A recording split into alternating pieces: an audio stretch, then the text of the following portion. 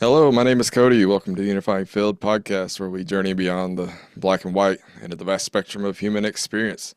Here we explore the great question of why we are here, seeking wisdom in all traditions and unity in our diversity.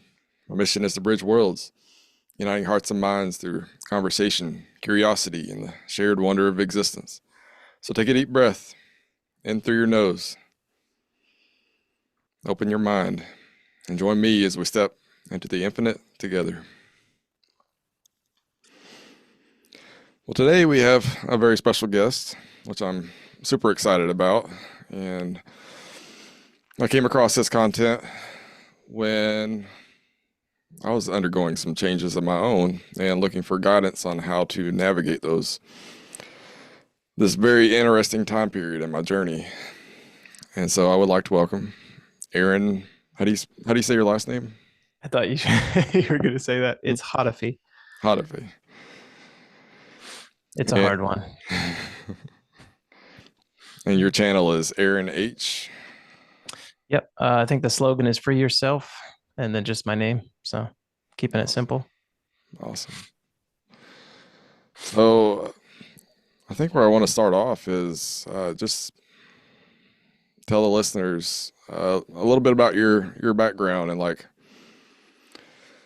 about a little bit about who you were beforehand, and then before awakening, and then we'll just start from there. Well, I was perfectly normal, and now afterwards, I'm still perfectly normal. Yeah. But I was raised in I'm in America, so I'm a traditional Christian household, and went through a significant amount of trauma, family split, and all that stuff. So it didn't really seem to make sense to me. If Christianity didn't keep our family together, then like what's the point? And so at a young age, I was always just asking the bigger questions, like what are we doing here? What's the point of this? What's true? And eventually I got disillusioned and just gave up and just partied and acted crazy for a while.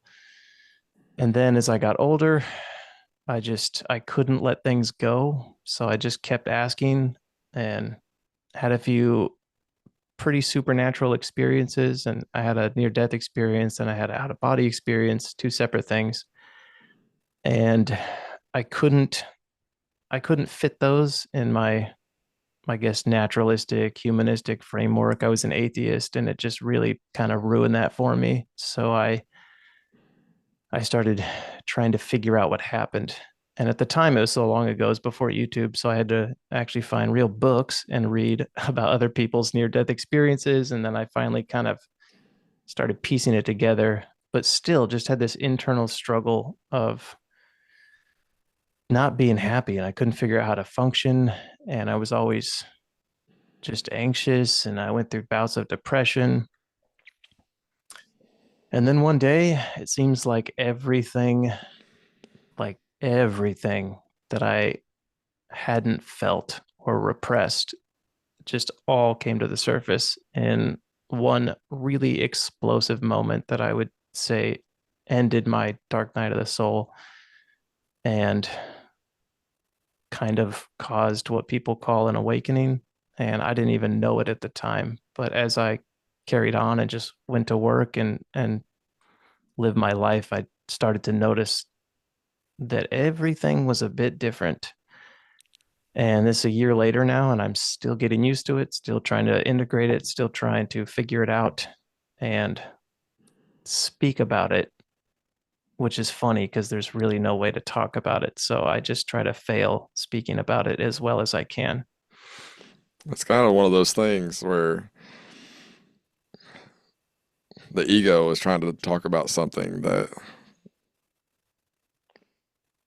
it can't experience. So it's trying to conceptualize something that can't be conceptualized. It's but I mean, and this is our predicament that we find ourselves in.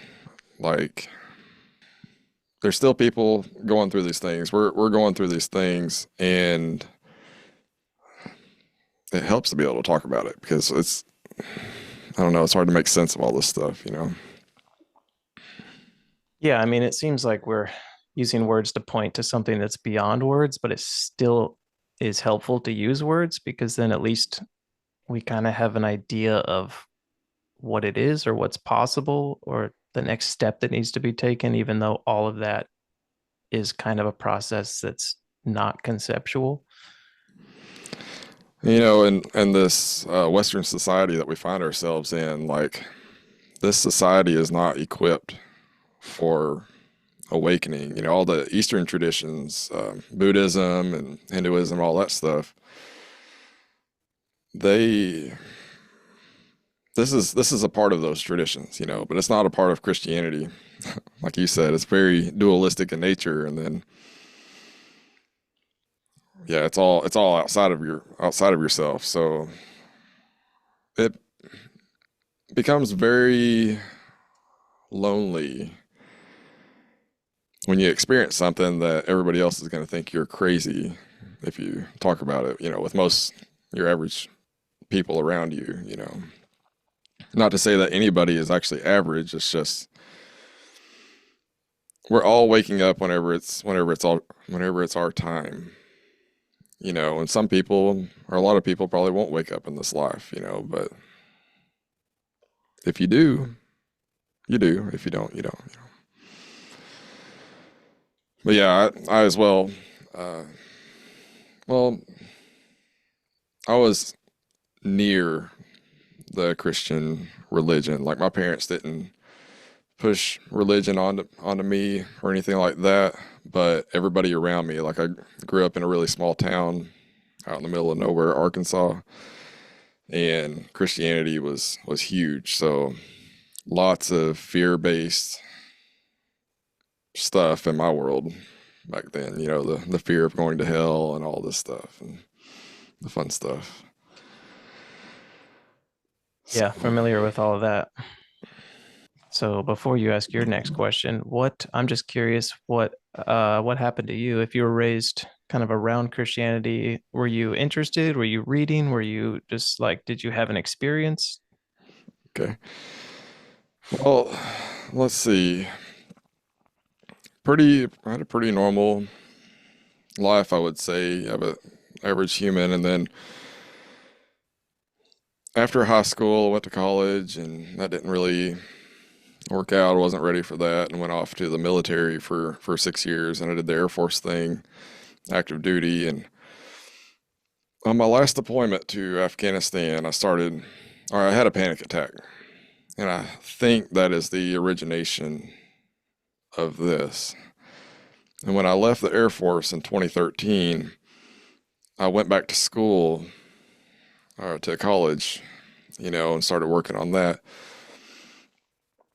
And after about 2 years, I was studying one day in the chemistry library and went into a panic attack, and one that I couldn't get out of. And it was like, I swear I was in a panic attack for like 2 weeks straight. Like, Oh, it wow. was absolutely miserable. I thought I done pushed my, you know, I had done pushing myself. Ugh, I had pushed myself so hard with studying that I broke my mind, and I couldn't look at anything complex. Like I just had to look at something simple if I had my eyes open. It was horrible. Thought I was having a heart attack and all sorts of stuff. And that was kind of the beginning of everything. And then I left school because the meds that they put me on, I couldn't concentrate anymore. So I went to work, and let's see. I kind of spiraled, you know, down into rock bottom, and I resorted to alcohol and just trying to drink my life away. And I was ready to end it all at a certain point, and nobody around me could help me. You know, my parents tried to help, but there was nothing that was working, and none of my friends around me were able to help me. It was just miserable. And I reached out to my cousin who was an army vet and who had suffered a lot of PTSD from Iraq and that kind of stuff. And he encouraged me to go to or to check myself into the military psych ward at the VA hospital. And that's what I did. Wow. And I did that. I spent 3 days there twice, hoping that they would be able to help me, which they ended up just saying that it was or the diagnosis was unknown panic disorder and depression and whatever. And so they loaded me up on a whole bunch of medications, and then I could no longer feel anything anymore, which was got rid of the panic attacks, but made life,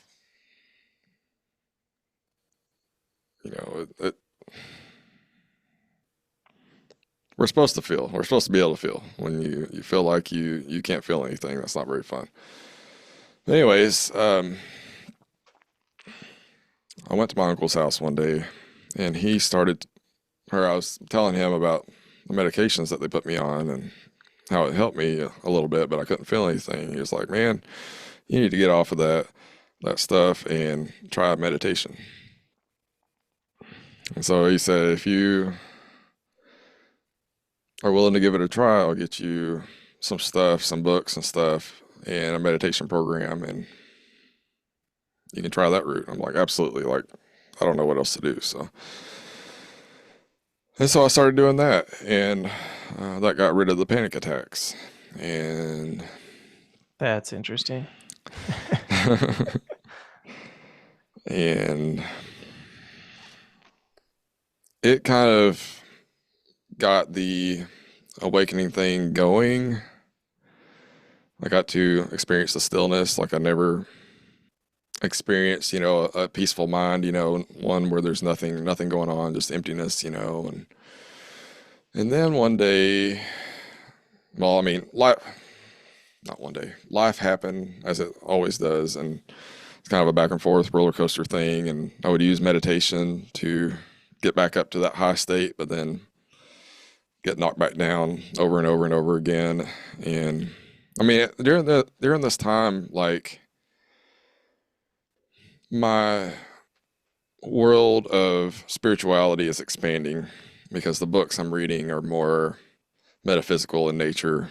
And so I still have this conditioning, but everything is like it's not limited to Christianity anymore. And then what I realized though, and this is something that I think we run into being conditioned. I'm sure a lot of people do. It can't just be me. That with the conditioning of from Christianity, Christianity is all about staying in the light and not working through the darkness. Someone may disagree with that, but everything that I experienced from Christianity, I'm not saying Christianity is bad. I'm saying that to me, it felt like it encouraged sweeping your darkness or whatever the things you struggle with under the rug, and let's just stay in the light and party in the light all the time. Problem is, you can't suppress energy. You just keep filling up the tank. You filling up the tank, and it's still there. So every time I would meditate, get back to the stillness, everything's beautiful, and then go to work. And that night, I would have a mental breakdown. I just crash and burn, and it took me many years to realize that I was just I can't even talk. Spiritual bypassing, and not actually dealing with my stuff. I think we all have to go through that stage. Yeah, I certainly did. and it's not easy to.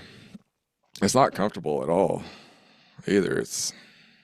You're bringing stuff up out into the open. You got to deal with it. But it's once I did that, that's when it sent me over the edge. And it didn't take a whole lot of that. It just took a willingness to go to the darkness for a little bit. Yeah, Uh, there's a lot of good in the dark. But yeah, that's my same message, but it's not easy. But man, it's worth it. Absolutely. You see, like, I'm extremely eclectic in my beliefs. Like, I got all sorts of different religious stuff all around me from all different traditions that have been a part of my life. But, well, ultimately today, I don't think any of it really matters. But it's still fun. I still enjoy spirituality and exploring all of that stuff.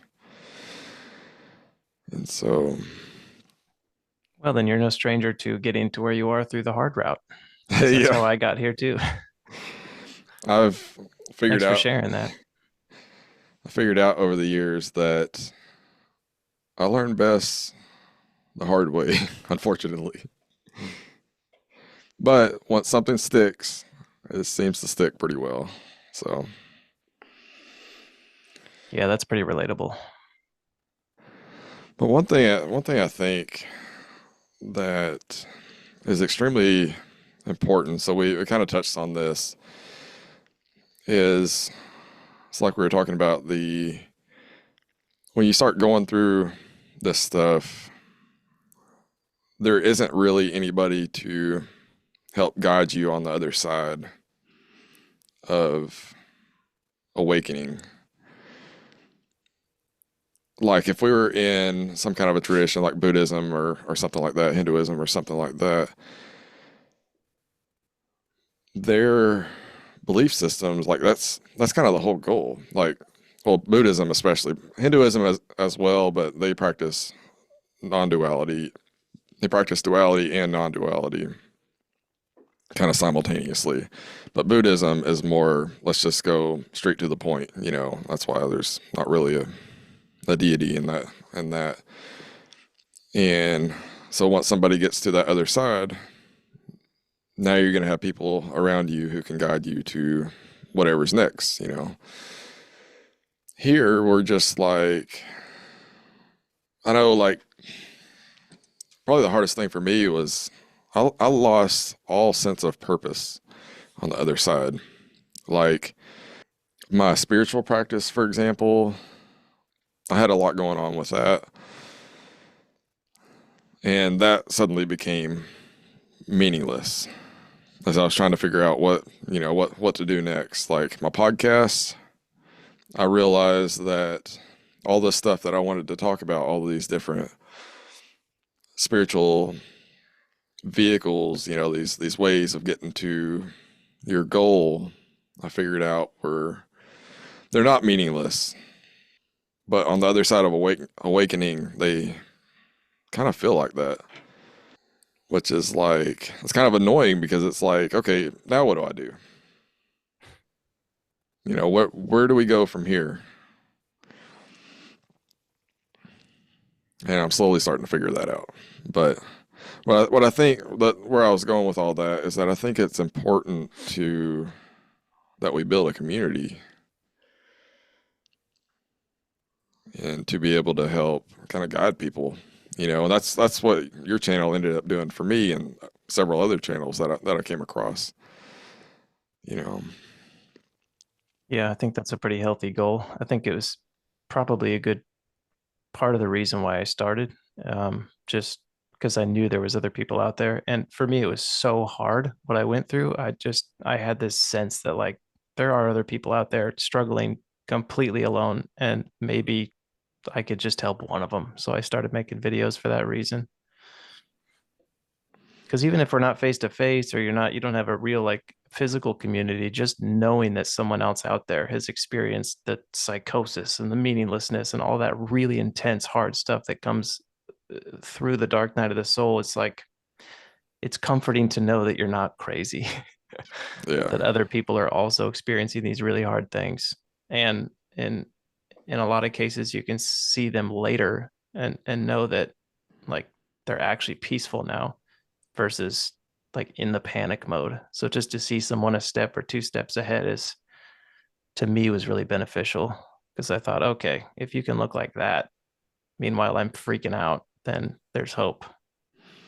yeah, absolutely. So you were a Christian beforehand, Or Yeah, I was for about a decade, and then the that's kind of what led me into the dark night of the soul. I started questioning that and finding no good answer. But then it was so ingrained and so like I believed in it so strongly that the thought of not believing in it brought brought me panic attacks. And so there was this real visceral experience of like, I have to believe this. Otherwise, like, what else is there? And I eventually got to a place where I remember telling God, I can't decide. It's too big. I can't do it. And so I just ignored it. But that in itself was a decision. And the process didn't stop just because I refused to acknowledge it. So it kept going and my beliefs kept dissolving. And yeah, it was rough. But after going kind of like that started the process of realizing that my beliefs aren't grounded in anything real or solid. But then from the religious perspective, it started going into everything, like all my beliefs in anything. And then that got kind of crazy because then I ended up in a place where it's like you're nowhere and everywhere at the same time. Do I even exist? Like, where are these thoughts coming from? Who, like, just a weird place. I guess you could call it the void. And all meanwhile, I was married to a Bible teacher at the time. So as you can guess, that didn't go very smoothly. And we ended up getting divorced, but it was, yeah, it was pretty 50-50. It's not just like I was having a some kind of awakening and it was hard for her. Like I was having so much emotions and anger and repressed stuff come up that I just probably wasn't great to be around for like a good year. And so yeah, she just got the worst and the worst side of that because like a real embodiment of losing beliefs is pretty ugly and it's pretty raw. And if you don't know what's happening, like in my case, I just thought I was going crazy and getting worse. And yeah, I didn't have help. My counselors didn't really understand what was going on. And all my friends were Christian at the time, so they didn't really understand. So it was just pretty isolating, pretty wild. I just ended in a crash landing, as I like to put it. I certainly get that. Yeah, my wife is Christian, so it's a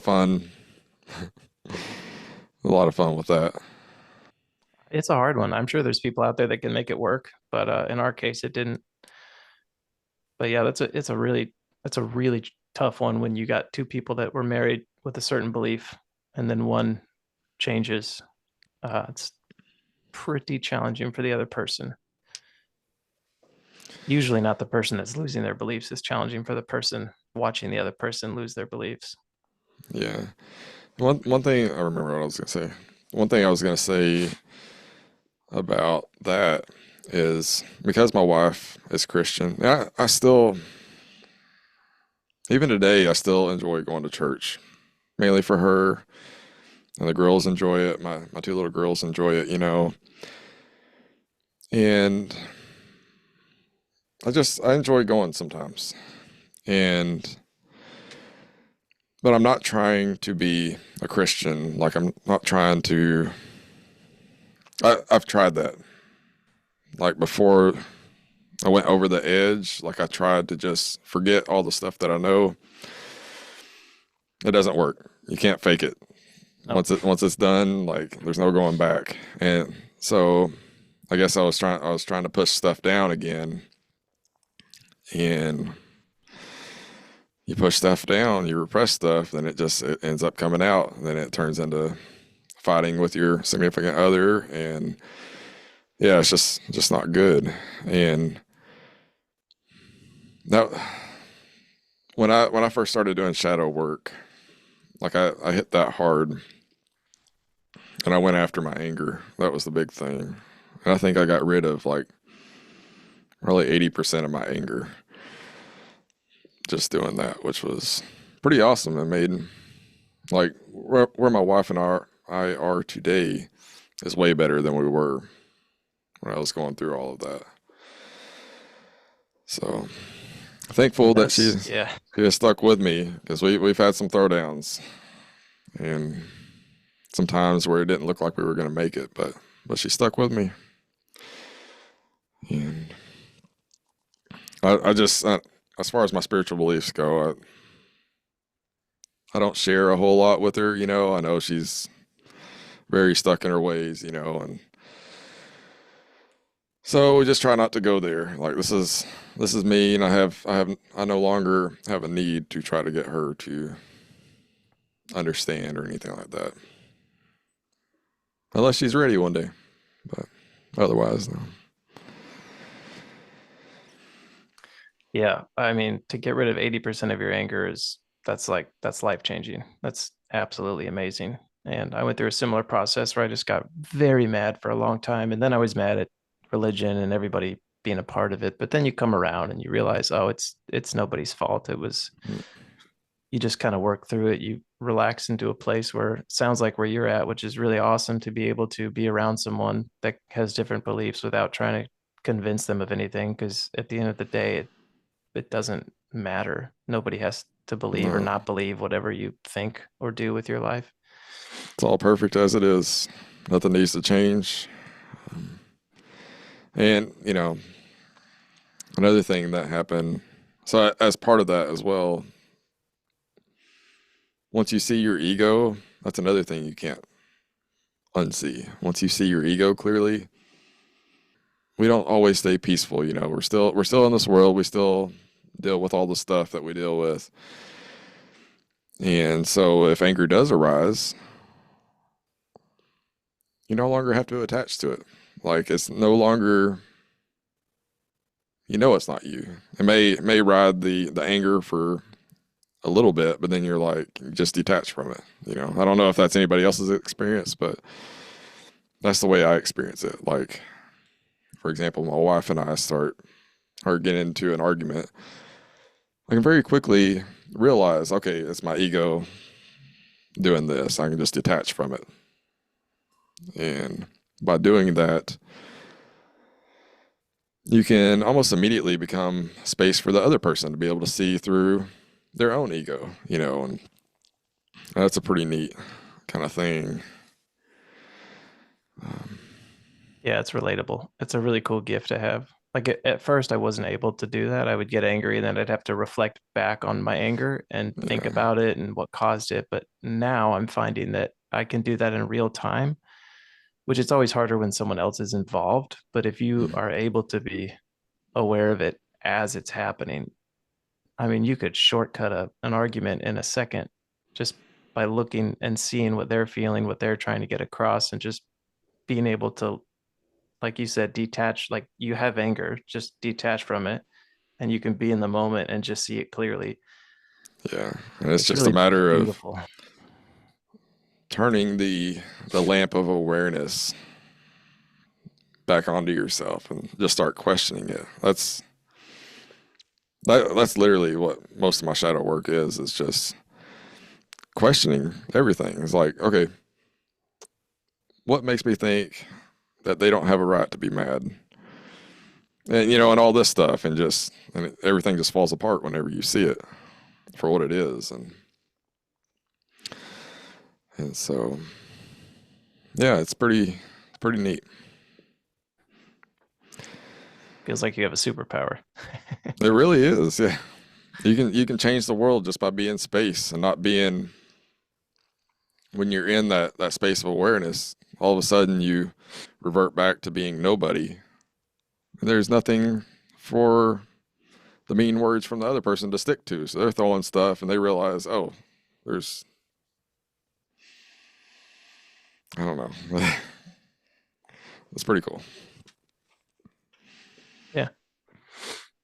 Emotions are tricky at first, but then yeah, it gets kind of easier to navigate. For me, there was a lot of back and forth. I'd go from super peaceful to angry again, and then super peaceful, and I think, what is happening? And then it took more shadow work, like what you're saying, to eventually kind of stay in a peaceful place all the time. And now I have this weird thing happen where I can be angry or anxious, but yet still feel peace underneath. So it's like they're Hmm. happening simultaneously, which is very strange. It's like, who I am is peaceful, but the human, the small self is having anger, but they're both happening at the same time. So it makes both not a big deal. It's just like, okay, well, I'll make a choice or I'll wait till it subsides and then make a choice. But there's not that attachment like, oh, I can't believe I got angry. What's wrong with me? Like all that self-referential stuff just disappears, which then makes it so much easier to navigate. Not that you become perfect, but No, no. you become in a way unbothered by your imperfection. Yeah. That's that's like a lot of what depression and that kind of stuff is where the mind just keeps you pinned into whatever, and it's all bullshit. Yeah. It's just keeping you pinned in your stories about what you did do or what you didn't do, or whatever story it's got you pinned in. Um, yeah, I told you I'm a recovering introvert, so I'm still trying to learn to talk. So I definitely still have the nerves. Oh, it's all good. I get nervous on these things too because I'm kind of new to it. Also fairly introverted by nature, but YouTube has helped me quite a bit. That's cool. And how long have you been doing your channel? I think about a year at this point. So as always, the first couple of videos were trash and they were just me freaking out. And I didn't even have, I think I started kind of in the dark night of the soul, but I didn't realize that's what was happening. So yeah, they go from like me being pretty disturbed to just slowly having more and more peace. But yeah, it's been a journey. I never started to kind of be a teacher or anything. I just wanted to share the process because I could feel it coming. I knew something was going to change, something was happening, and so I just started recording, thinking, okay, I'll chart the process. People can say what they will, but here's what it actually looks like. And I try to be pretty honest about all the emotions and all the hard stuff that happens along the way. Yeah, I thought that where I was at beforehand was pretty much it. And then one day, I'll say back in August, was it August? No, it wasn't August. I don't know, a few months ago now, that because I haven't been doing shadow work for too long. Maybe the past 5 or 6 months or something like that. And part of that was because of a fight with my wife. And I got tired of the light. So I went to the darkness and started doing that. And I was doing my podcast I started in August. And I was working on an episode about projection one day. And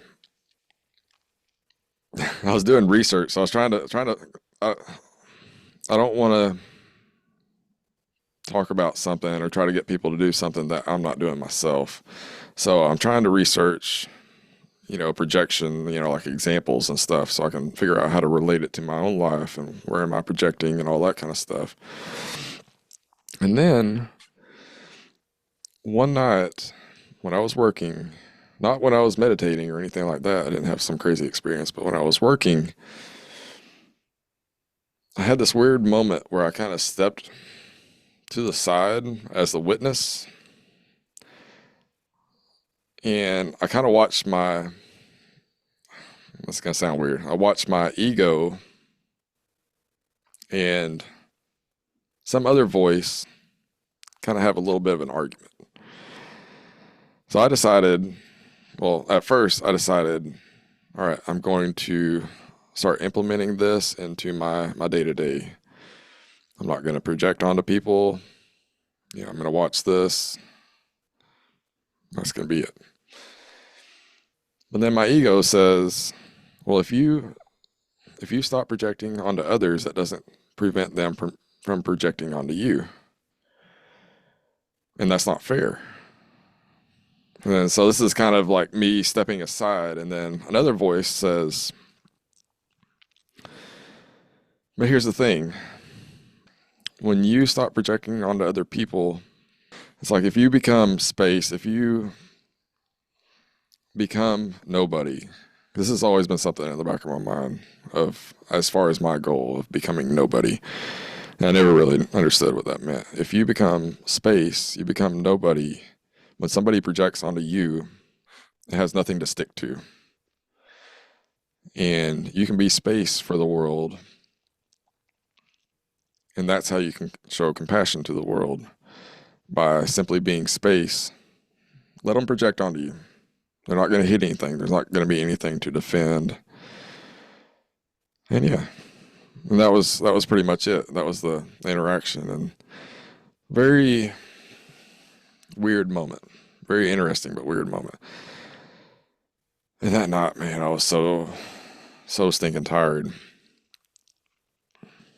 Doing this podcast, like there's barely any extra time in my life.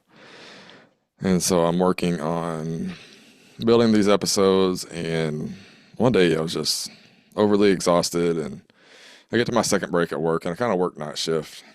And normally I meditate on my second break, and even though I figured I'd probably fall asleep, I did it anyways. And when I did that,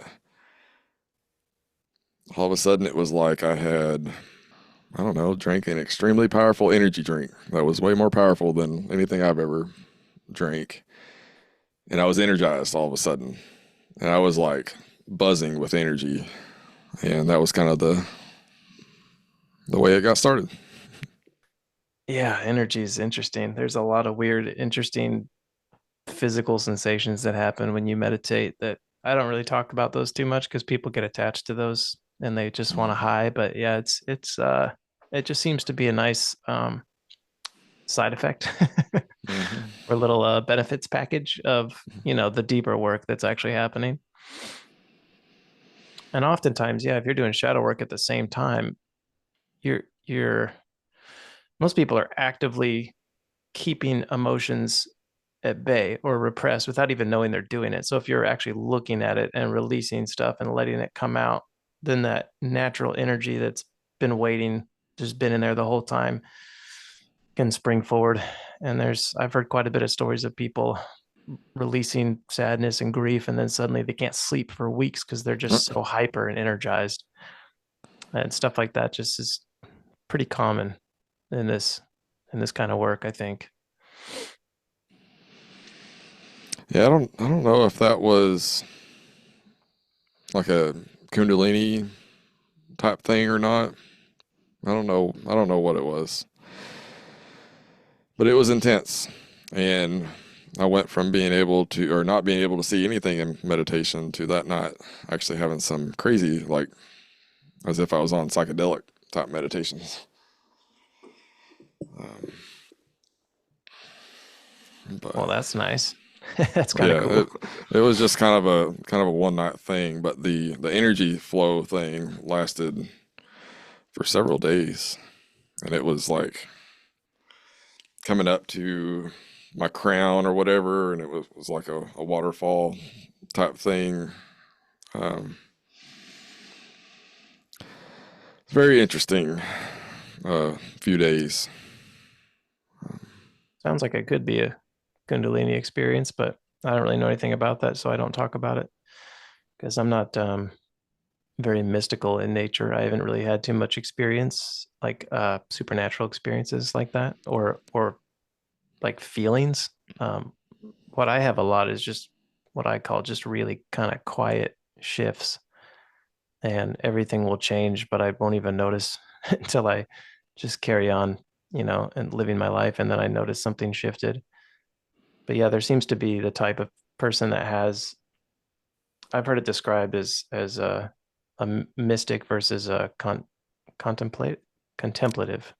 Yeah. So like one person has more just like a soft, slow, kind of gradual awakening, and another person has crazy, big, loud experiences, and that's the mystic. So It Well, and sounds cool, although I haven't had much experiences like that, minus the near death and the out of body, which were kind of their own thing, and it's nothing that I can recreate.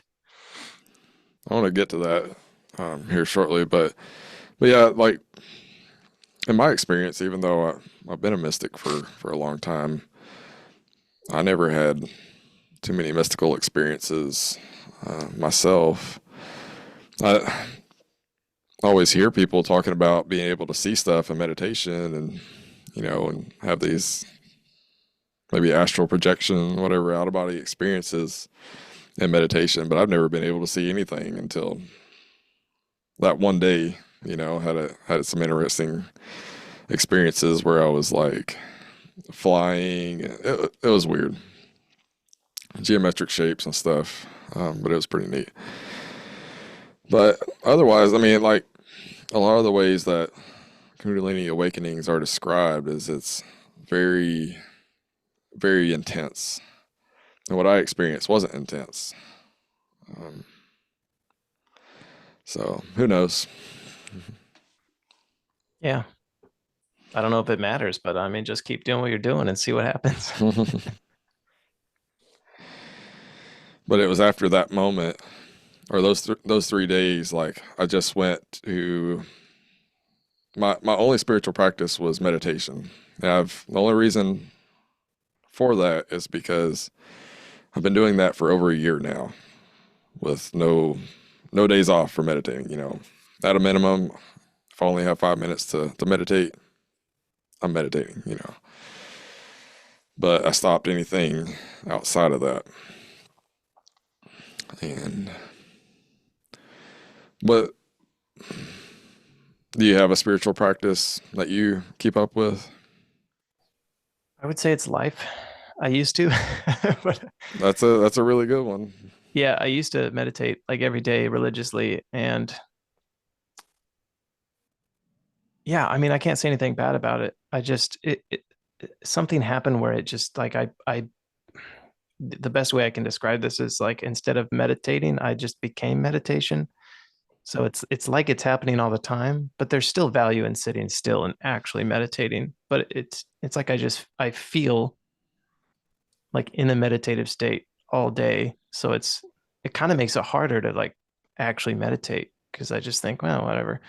Um, but I think my main practice, what really helped me get to where I'm at is just being extremely curious about everything that I'm thinking and feeling like at any minute throughout the day. And I don't do this all the time anymore because there's less stuff to look at.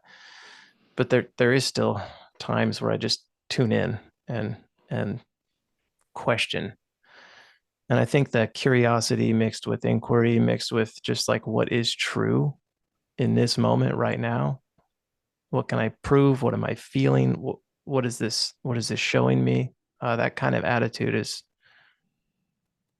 something that like I started doing that I never stopped doing. Meditation kind of comes and goes as far as actual sitting practice.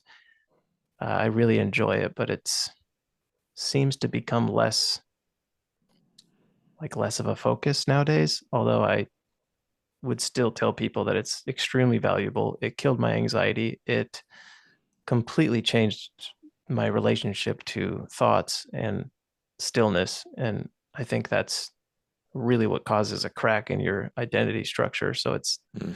in the beginning and probably throughout life, it's just a really useful tool. But the curiosity and just really finding out what is true is probably my main practice, if I could call it that. Yeah, our entire lives can be, you know, washing the dishes, folding the laundry. I often use in my episodes, I talk about traffic, the drive to work, somebody cuts you off, somebody's driving slow in front of you. Listen to the voice that comes into play. Listen to what you feel in any given moment. And we're not always aware, but it's if you can detach just a little bit, just to say, just to question it, just ask the question. why do I feel this way, or what, or why would they not have the right to drive slower than me, or whatever, or man, you're beating yourself up because you're late on your drive to work, and it's like, why are you beating yourself up? You left late, or you didn't give yourself enough time to get to work. It is what it is, don't beat yourself up over it. This stuff happens. But yeah, every moment of our life can be spiritual. So here's another thing that changed. Before, I saw spirituality as action over being religious. Religious would be maintaining a set of beliefs, following dogma of a religion or whatever. But spirituality I saw as action. But today, I view it more as bringing spirit into life. So bringing your awareness into life. That's how I view that. Yeah. At first I was obviously religious, kind of probably more than you. And then I and then I kind of did the natural trail of, oh, I'm not religious, I'm spiritual. And then now I don't even really view myself as either one. I just think that whatever truth is, that obviously can't be named, it is just what it is. It doesn't need me as a person. It doesn't need my belief. It doesn't need a name. But I can see what sometimes it does help to differentiate between like spiritual and not. But then eventually it gets harder because it like the lines get blurred. It's like what's spiritual and what's not. There just is what's happening right now. So like in any moment, if you're aware, if you're feeling, if you're present, like it becomes so normal that you're not feeling or aware or present. You're just here. And it's like even the spiritual labels eventually fall away, but at first you kind of need them.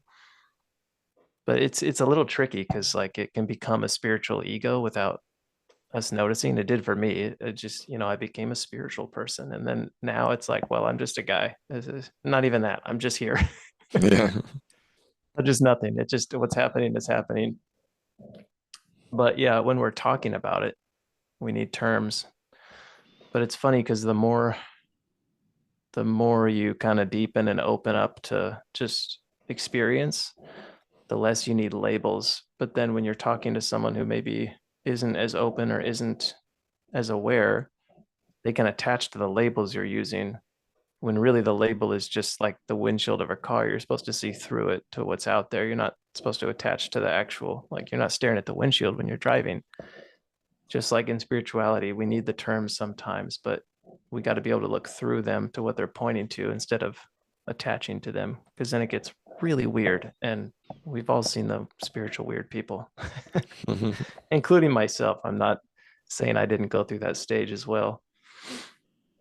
Yeah, I think that's all religion, spirituality really is in the end. I always think of my Christian background. I still love, like I said, I like going to church and stuff, and I still love Jesus as a teacher for spiritual journey. I don't love Christianity as a spiritual teacher. I love Jesus as a spiritual teacher. Those are two different things in my book. Um, but he said, I am the way, the truth, and the life. Nobody comes to the Father except through me. And to me, that makes Jesus or his example as well, not just his example he was trying to get us to follow, but also he in that verse he's saying that he is a doorway. And I think of Ram Dass when he talks about the finger pointing at the moon. So religions become fingers pointing at the moon, but they aren't the moon. So don't get fixated on the finger. You're trying to get to the moon. So, it's kind of like, do you want to be a Christian or do you want God? You know, Yeah, but when you're really honest about that question, it's one is very comfortable and one is very unknown. And I think most people, even if they say they want something, but it's completely unknown, there's like a fear barrier that just stops them from doing it. It's like you're fighting against yourself. It's like you want it, but you don't want it. So it's so much easier to stay in dogma or religion because somebody did it for you already. Somebody else found the path and you just believe in their path. That's the easy way. It's much harder to it's much harder to face the devil face to face, the Yeah, and enemy. realize there's no difference in that and who you are. Hmm. Uh, yeah, it's quite the journey for sure. It's funny you mentioned that verse because I was literally just chatting with ChatGPT about that exact verse before this. I was just looking up like what would this mean in mystical traditions? What would this mean in Western traditions? And there was all these different ways to interpret it. And yeah, even what he said is a finger pointing at the moon. Like nobody really knows what he meant except him. And there's so many ways to interpret it. So it's just however you want to believe. Yeah. To me, I'm definitely, well, especially being in a Christian household, I'm not trying to bring in New Age terminology in my conversations with my wife. So I'm always learning, I'm trying to talk about something, I'm always learning how to use her language from the Bible to explain things. So I'm studying the Bible, and not all the time, sometimes, and finding the mystical side of that, And I think that's important too because there's a lot of Christians out here. I think it's important because there's people waking up within that tradition as well. And like you said, there's still fear. So as your glass is starting to crack, you might be hesitant because stepping out of your tradition kind of leads you straight into the woo woo a lot of times, and that's very difficult. If you're not ready for that. So I'm not 100% sure, but I think it's important to be able to show people the mysticism of the Bible, I guess, or Yeah, at there's a least lot that's in there. at least from some of the things that I'm trying to do with my show. I'm not solely fixated on the Bible, um, but I do feel like that was one of the things when I was working on an episode. I had this push inside of me to. It's kind of like a voice saying, "Okay, now that you're here, don't don't leave your brothers and sisters, in Christianity behind who are also waking up, because before, like, oh, no offense to Christians, but y'all can be a difficult crowd, so I try to stay as far away from Christianity as possible. But now it was like there's no more walls up, trying to block them out. So, so I started thinking about that a lot more, about how to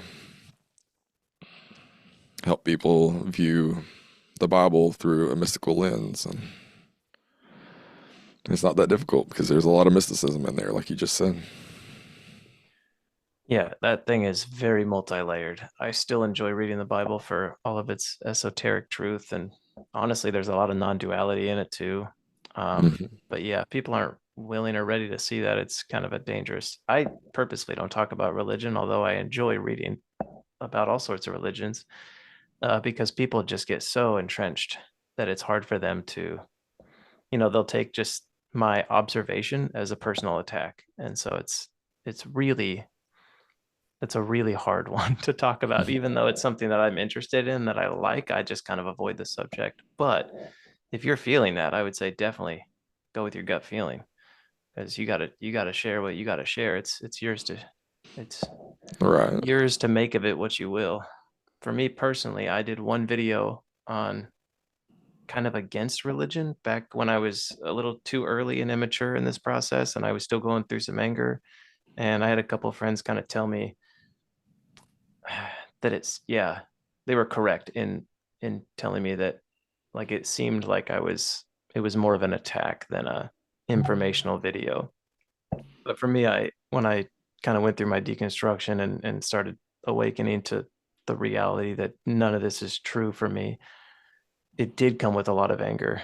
And then after getting through that, like you said, when the walls disappear, suddenly you can be around them, you can go to church, you can have conversations with anybody of any religion, and there's nothing that doesn't bother you anymore. But when you're in the middle of that process and there's still anger and there's still things that are bothering you, it's definitely not a good time to talk about it. And I learned that the hard way. Yeah, now it's like, yeah, it's the same with politics and stuff. Like that stuff used to just, and there's a lot of. I hadn't watched your most recent video yet on what you were talking about on the Epstein stuff and all that, but I used to Yeah, avoid not that. everybody liked that one. Really, I used to avoid politics. Well, I still do. I still don't like politics, but my family, when they want to talk about that kind of stuff, and yeah, they no longer get a rise out of me. Like I can just sit there and not let it affect me, one way or another. Like the world has a lot of problems. Yeah.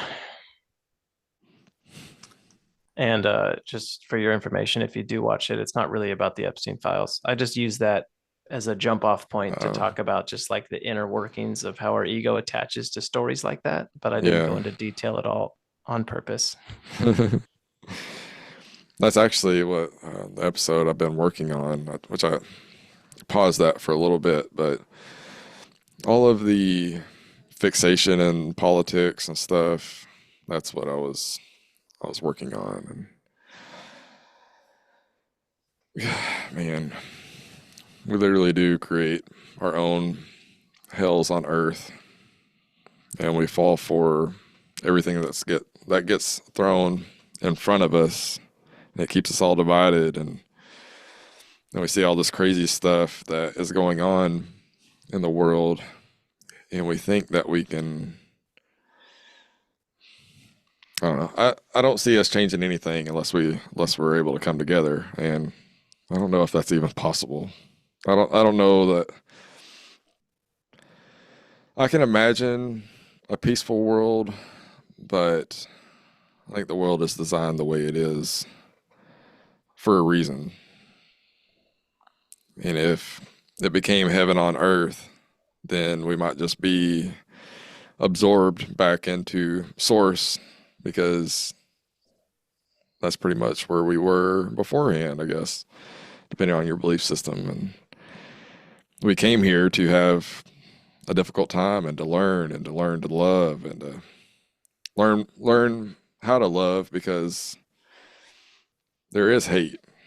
We learn peace because we know what war is and all the duality things, and if we get rid of all the struggle, then it's really not much point of coming here. We come here to have a hard time. That doesn't mean we don't need to work on things. We absolutely do. But I think a lot of this stuff needs us as a people to come together because we are extremely weak as individuals. So, Could be right. I have no idea. yeah, who knows? Oh, did you want to? I forgot about the supernatural experience that you were talking about. You want to end on that stuff? Here, Uh, I'll touch on it. Any specific route you want to go with that? Because it's kind of a lot. I could just hit the main points, I guess. sure. Yeah. Um, yeah, so I was an atheist back in the day, and I went through this party phase. And at one point, I just took too much of way too many, a handful of different drugs in one night, and I got to the point where I don't know if I died or got really close. It's hard to say. I didn't go to the hospital, so I don't know if my heart stopped or what actually happened, but I still had some kind of a near death experience where I remember the last few minutes. Um, I knew it wasn't going to end well. So, I went through all the stages of, like, I got angry, I started panicking, and I started just, I was freaking out internally because I just knew, like, oh, I overdid it. Like, this is probably it. And I thought of my mom and how embarrassed she was going to be and all this stuff because I was young. I was in my 20s. And yeah, it was just a wild party. And I ended up waking up on my friend's kitchen floor, pretty much naked and covered in ice. And I was getting slapped in the face because my body was overheating anyway. They probably ended up saving my life. But there was a moment in there where everything slowed down. And I got like a black and white movie reel of my entire life, like in slow motion. And luckily for me, it was all the good parts. It was the most peace I've ever felt in my entire life. And it was super strange because while I was conscious and aware, I was in like uber panic mode. And then when I went unconscious is where I was kind of viewing my life, and all those negative feelings disappeared. And it definitely, like, there was more that happened, but it radically changed my perspective because I don't know in that one if I went anywhere or what was happening or if my brain was shutting down. But then there was another instance where I had an out of body experience. And I always kind of sometimes accidentally put these two together because they were similar. But the out of body experience was way more intense. Again, don't think I was dead on that one. I just think I got a nice glimpse. It was like a just grace that showed me. Um, but in that one, yeah, I remember sitting on the couch, leaning back, closed my eyes, and then I was instantly looking at myself on the couch. And the weirdest part of this is I didn't realize I was looking at myself because there was no break in consciousness. It wasn't like, oh, now you're outside your body. Like, I wasn't even aware of anything happening. And weirdly, I remember seeing my own face and thinking, I look like that. Like, it was like I didn't quite recognize myself. I don't know why. It looked a little different than what I'm used to, maybe because I was seeing it from another perspective versus the reflection in the mirror. Um, and in that instance, I remember I was immediately amazed and kind of mad at the same time because I realized, oh, this means we survive the body, which means there's some kind of other reality or an afterlife. And I was an atheist, so I was like, gosh dang it. I didn't want to believe that at the time. I just thought, I would preach to everyone, oh, you die, whatever, do whatever you want. And I was just a terrible person. But when that happened, I was in the height of my party years and had this experience where I just got catapulted out of the universe at like a billion light years per. I mean, it was so fast, it was impossible to describe. And then I remember kind of turning around, and what I saw and felt and experienced is impossible to describe, but I would relate it to just heaven, I guess. It'd be there was it seemed like there was other people there, and then there was like a main source, what you people call God. But it was, yeah, I won't try to even explain it. It's crazy, but it was so intense and so beautiful and so otherworldly. Like, say here we have three dimensions, there it just felt like a billion, like infinite. Like, it was so beyond. that as I was coming back, and there was a point where I was leaving and coming back to my body, and I could feel it, but I could also feel myself losing the ability to ever be able to share or explain what was happening. It was like I became more dimensions, and then going back to my body, I was becoming less. And it was such a contrast that when I opened my eyes, I was immediately just, I couldn't function. I was depressed. I didn't talk for like a month. All my friends thought there was something Wow. wrong with me.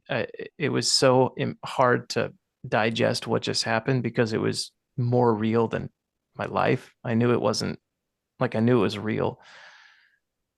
And I immediately quit everything. I quit drinking, I quit drugs. I just became completely sober after that because it like whatever I felt and saw was so much better than any drug could ever give me that it just killed the motivation. And that's kind of what started the whole process of trying to find out like what that was, what's on the other side, what the heck did I just experience? And yeah, it's if you've ever listened to near death experiences, they're all kind of touching on something similar.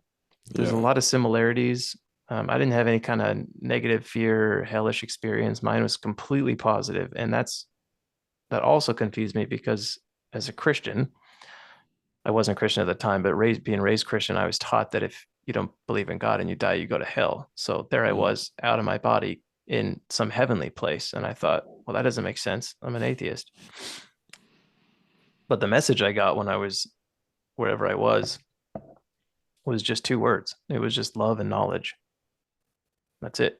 And just I never forgot it because it wasn't like two words. It was like spoken into the core of my existence. Very strange. So I kind of skipped the love part and went straight to the knowledge. I got back and I just started reading all these books. And it honestly it probably took 10 or 15 years to be able to like understand and integrate what happened.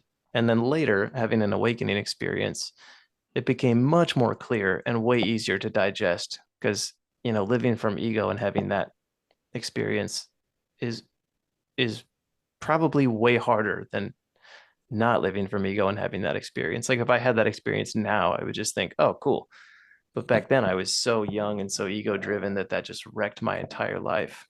But it really was the starting path. And since then I haven't really had any mystical or strange experiences, minus really minor things in meditation Mm. and really good feelings, but nothing like that at all. And for a while I kind of did the immature thing of trying to recreate it. I'd try to meditate a certain way and I'd listen to binaural beats and try all this stuff to leave my body again. And it became a whole distraction to my path.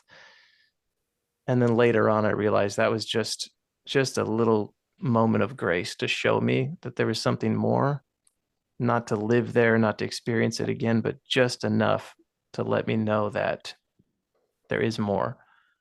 And if I just take it like that, it really slowly changed my life.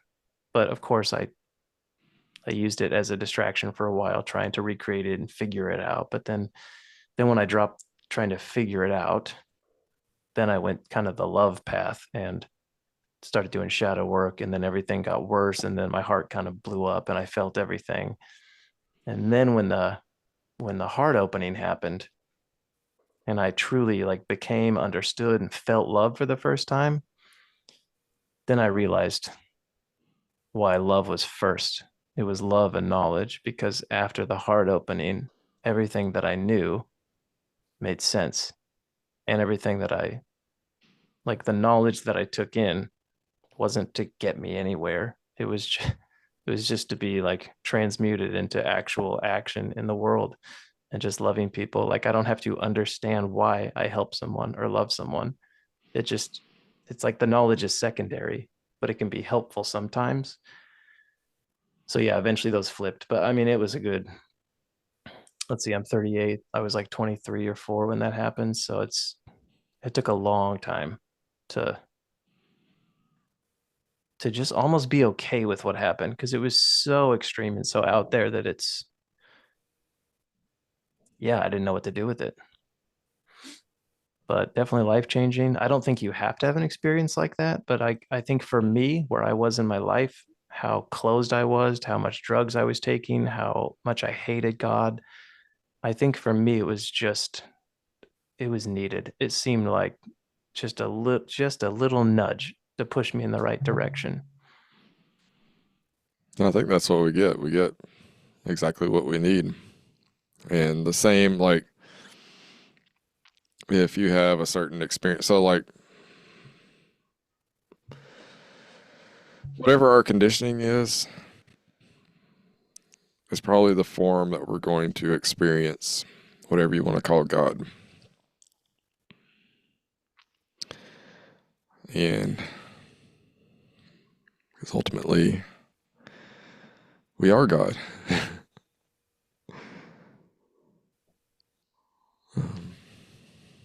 It seems like in a lot of the near death experience studies, I was obsessed with them for years, but in a lot of them, the people that die that are religious, the first figure or person that they see is whatever God they believe in.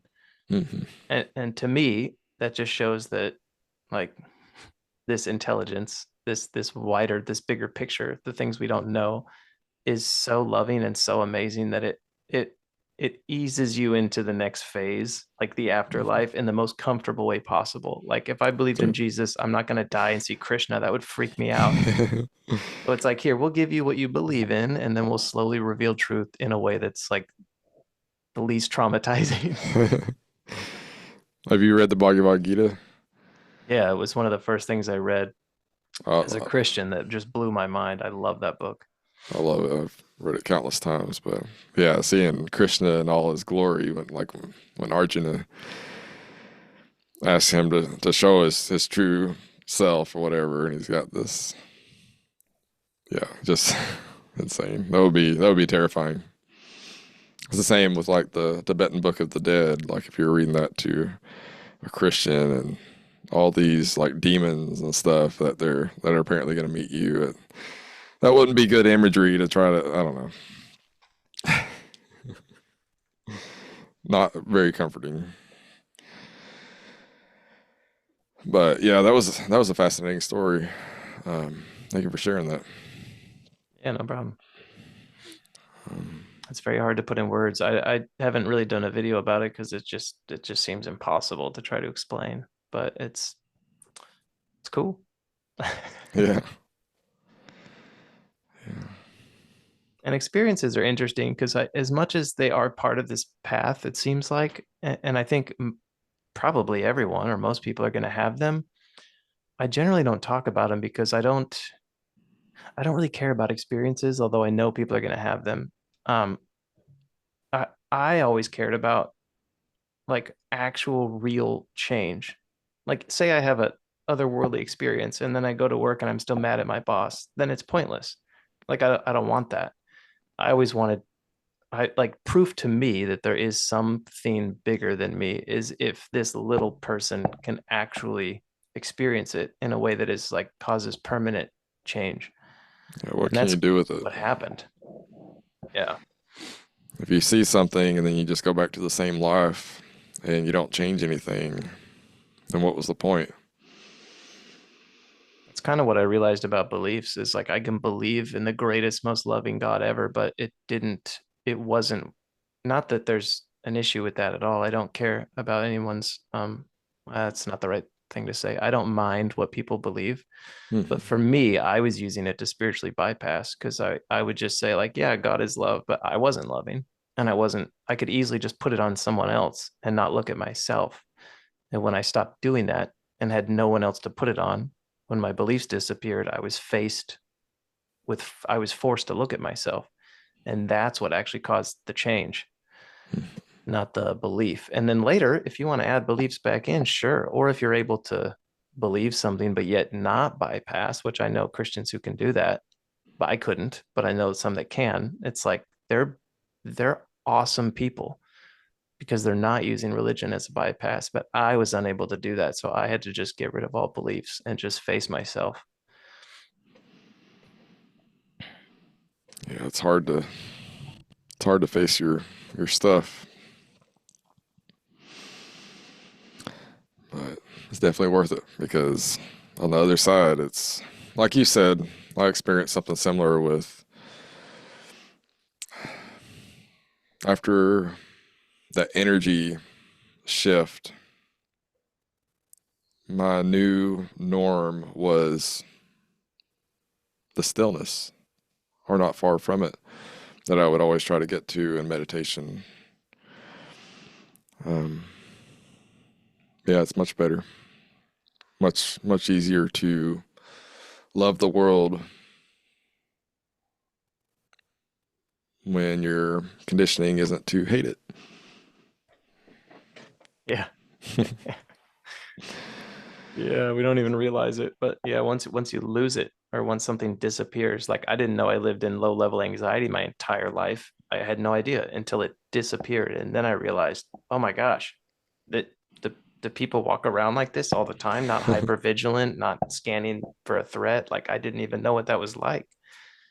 But it was impossible for someone to tell me. I had to experience it myself. And that's, I guess, what happens when you meditate long enough or get curious enough and look at your own stuff. And some of it doesn't even have to be looked at. Like some shadow work is intentional and you can really dive into like, why am I angry? What's this reaction? But a lot of things like anxiety, I didn't do shadow work or look into anxiety. I was just meditating and it accidentally, it was just like a side effect I wasn't even seeking. My anxiety just disappeared. And then I tied it to meditation because I realized that's the only new thing I was doing. So yeah, some stuff just drops off with no intention. It's which is great. And then other things take a little more precision and attention. Yeah, so I know, especially here recently, I've been reaching out to a lot of people, and that has been bringing some stuff up to the surface. Some, like we talked about before, I'm a recovering introvert, so the idea of being social is not fun, you know. So there's still some things that are like unraveling that are a part of this identity I still that is still a part of me, I guess. Like we're here, like we don't fully get rid of, you know, this human ego completely. Like there's still some stuff there, and that one's been a challenge. Well, good. I'd say keep doing it then. Yeah, yeah, yeah. I'm over the old self. Like let's get on with whatever my purpose is in life, and yeah. I find there's kind of two ways to do. I'll try to keep this short because I know we've been talking a while, but I find there's two ways to do like, okay, say you're an introvert and it makes you more anxious and kind of more scared to socialize. There's one way to do that is to just look into, without the label of introvert, look into what am I feeling? What is the sensation in my body? And just get really comfortable with it until kind of sometimes it just dissolves on its own. But then there's other way, and it's not like you can choose which way to do this. It just depends on a lot of factors. But the other way that I've seen this happen, freedom happen, is you know you're an introvert, you know you get a little scared socializing, and then you just do it anyway. And then you do it for so long or so many times that the practice makes it kind of normal. And then over a time, it would just feel weird saying you're an introvert because you've talked to so many people. So it's like sometimes you can look into it and really feel it and let it dissolve and it disappears instantly. But other times, things that are just harder or more ingrained or more taught or more believed, they have to kind of just work themselves out slowly. And both ways are perfectly fine. But hopefully the podcast is, well, honestly, it's probably doing both, which is great. Yeah, absolutely. And I kind of want to just go out there and just go talk to strangers, just random people, just until I get rid of it. Because it's very uncomfortable. Like I can feel it as we speak, but I do enjoy it though. I really enjoy being able to talk to people who understand, you know. So it's very refreshing. So Yeah, each time you do it, you'll be a little more comfortable and you'll widen your perspective a little bit. And if it makes you feel any better, I'm a little nervous right now too, because I'm not used to being on camera. Even after, I don't know, hundreds of videos, it's still gives me a little bit of nervousness, not nearly as much as it used to, but it's still there. I just ignore it. Well, I very much appreciate your videos. During my journey, I found myself being quite lost, and luckily the algorithm placed one of your videos. I think it was the End of Me video, and I can't remember exactly what it was about that video. Might have been just one thing that you said in there that helped me find clarity, but I can't pinpoint what exactly it was. But it Cool. was very, very helpful in getting over whatever I was working through in the moment. You know, just like we were talking about, like life or the universe or God gives us exactly what we need in the moment. And that's one of the big things that I'm coming to understand. Like the biggest lesson that I've learned in all of this is get out of the way. Like we get we're the one we're the problem on our journey. And try to learn what surrender means, because that's going to be your biggest ally, because life is going to do exactly what life is going to do. And when we fight it, we make it a lot worse than it has to be. And but anyways, yeah, I definitely appreciate the work that you do on your YouTube channel. Thank you. And if you want to tell our listeners where they can find you, which I'll put the links in the description as well. Yeah, that's probably enough. I don't really have I mean, I just have YouTube for sharing stuff like this, and then I have an Instagram for my art, which I don't really do too much on. But yeah, it's called Free Yourself, or just my name, which is Aaron H. And yeah, just talk about all things awakening, emotions, all the hard parts of the story that nobody told me about. That's all I'm doing right now. I've taken a couple calls with people. They've done a handful of interviews, but nothing major. I don't have any extra classes or schools or anything like that because, for one, I'm waiting for it to mature a bit more, waiting for myself to mature a little bit more. And for two, I just feel very much like everyone else. I don't feel like a guru or a teacher in any way. I just want to maybe give a little nudge or, like you said, a little clarity where it's needed for someone. Not to necessarily teach truth, but just to share the process. So that's about it. There's another thing I don't know if you've run into this, but the more I learn on this journey, the more I know that I don't know. Yep. Just constantly going back to the beginner mode. And yeah. Yeah, it's really not about more knowledge. At first, I made that mistake and I tried to watch all the videos and read all the books, and I was just actually avoiding myself. And when you just sit still with yourself, all the stuff that people talk about can be realized with no books or knowledge. Like, it's not necessary to even learn anything. And sometimes it's helpful, but it's not even necessary. It's more necessary to find out who you are in stillness, Yeah, absolutely.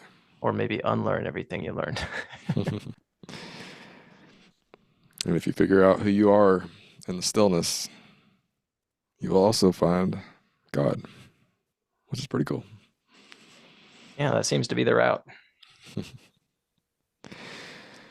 Well, thank you so much for doing this interview with me, Yeah, thanks for having me on.